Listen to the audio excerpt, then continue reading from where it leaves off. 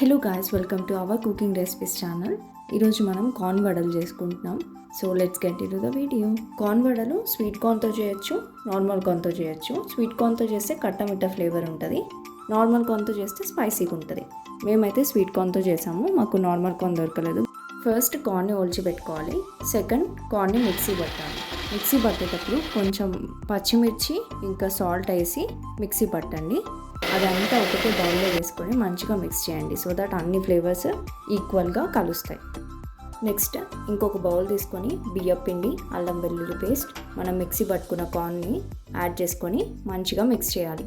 తర్వాత onions add చేసి మంచిగా అన్నీ కలిసేలాగా ఈవెన్గా మిక్స్ చేయండి. తర్వాత దీంట్లోకి జీలకర్ర, నువ్వులు, శనగపిండి, పసుపు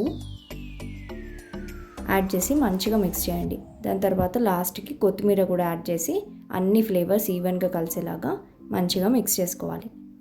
స్వీట్ కార్న్తో చేస్తే మనం కొంచెం లేట్ చేసినా వాటర్ బయటకు వచ్చేసి పిండి లూజ్ అవుతుంది. సో దానికోసం అని శనగపిండి యాడ్ చేసాము. ఒకవేళ పిండి ఇంకెక్కువ లూజ్గా ఉంటే మీరు శనగపిండి ఇంకో కొంచెం ఎక్కువ యాడ్ చేసుకోండి. నెక్స్ట్ స్టవ్ ఆన్ చేసి కడాయి పెట్టుకొని ఆయిల్ యాడ్ చేసుకోవాలి. ఆయిల్ వేడైన తర్వాత మనం వడలు వేసుకోవాలి. వడలు వేసుకున్న తర్వాత బబుల్స్ అన్ని పోయి లైట్ ఆరెంజ్ కలర్ వచ్చినప్పుడు తీసేయండి, ఎందుకంటే మరీ బ్లాక్ అయిపోతే మాడిపోయిన ఫ్లేవర్ వస్తుంది. సో ఇలా సింపుల్గా కార్న్ వడలు చేసేసుకోవచ్చు. చాలా ఫ్లేవరబుల్ అండ్ టేస్టీగా ఉంటాయి. మీరు ట్రై చేయండి, నాకైతే చాలా ఇష్టం. సో అందుకే ఈ రెసిపీ షేర్ చేశాను, ఫ్యూచర్లో నేను కూడా చేసుకోవచ్చని. మా నాన్నమ్మ దగ్గరికి వెళ్ళినప్పుడు నేను చేయించుకునే ఫేవరెట్ డిషెస్లో ఇదొకటి. మీరు తప్పకుండా ట్రై చేసి ఎలా ఉందో కామెంట్ సెక్షన్లో షేర్ చేసుకోండి. Thank you for watching. Don't forget to like, share and subscribe to our channel.